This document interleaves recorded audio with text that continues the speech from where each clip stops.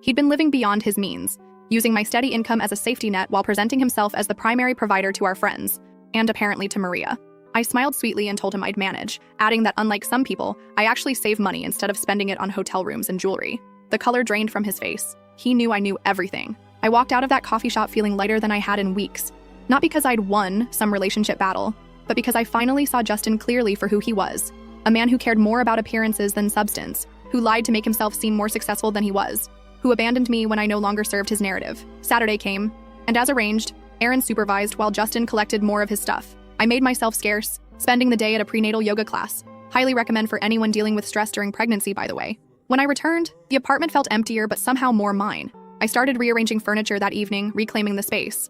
Over the next few weeks, I settled into a new routine. Work, doctor appointments, prenatal vitamins, careful budgeting. I wasn't just surviving. I was planning for a future that looked different but not necessarily worse than what I'd envisioned before. As for Justin and Maria, well, their romance wasn't exactly thriving. Through the grapevine, okay? Through Sergio, who heard from his cousin who works at the restaurant where they frequently argued in public, I learned that Maria was growing increasingly unhappy with her prize. Apparently, Justin had painted himself as much more financially stable than he actually was. Big surprise, right? The first real crack appeared about a month after our coffee shop meeting. I was at the grocery store, carefully comparing prices on prenatal vitamins, when I literally bumped carts with Maria. She looked startled, then guilty, then defiant in rapid succession. She greeted me awkwardly, saying I looked good. I replied that she looked tired, and she genuinely did. She had that same stressed expression Justin had worn at the coffee shop. An awkward silence stretched between us until she blurted out that Justin had told her we were separated already when they started seeing each other.